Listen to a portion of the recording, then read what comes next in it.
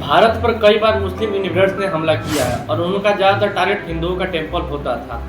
हिंदुओं का टेम्पल इसलिए होता था क्योंकि उनका मेन मोटिव होता था लूटपाट, और भारत में जितना भी धन दौलत रहता था वो सब हिंदुओं के टेम्पल में रहता था। उन्हीं फॉरेन इन्वेडर्स में से एक था महमूद ऑफ गजनी, जिसे महमूद गजनवी के नाम से जानते थे। वो एक अफगान का शासक था और उसका जो कैपिटल था गजनी था। वो गजनवी एम्पायर का शासक था। उसने भारत पे लगातार 17 बार हमले किए हैं, 1000 से लेकर 1027 ईस्वी के बीच में। उसका मेन मोटिव रहता था लूटपाट, और इंडिया का जितना भी टेम्पल है उसे लूटपाट करके अपने साम्राज्य में ले जाना। और उसने भारत में इस्लाम धर्म का सबसे ज़्यादा प्रचार प्रसार किया है, और लूटपाट करके एक ये भी दिखाना रहता था कि सेंट्रल एशिया में अपने स्ट्रेंथ को शो करना होता था। उसका कुछ मेजर अटैक्स ये है।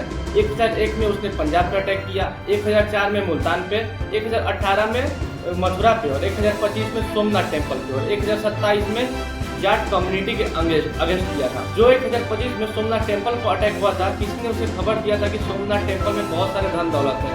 सोमनाथ सिटी में उसने बहुत खोज किया लेकिन कुछ नहीं मिला। तो फिर उसने सोमनाथ टेम्पल में गया और वहाँ पे जितने भी ब्राह्मण थे, जितना भी पुजारी लोग थे और जितने भी आसपास के लोग थे, वहाँ से धन दौलत को तो लूटा ही लूटा, साथ में उन लोगों को मार पीट के खत्म कर दिया, और वहाँ पे पूरा अच्छा खासा युद्ध हुआ था। फिर जब वो भारत से अफगान जा रहा था तो उसे 1200 मन चांदी यानी 48,000 किलो चांदी और 700 मन सोना यानी 28,000 किलो सोना अपने साथ लेके गया था।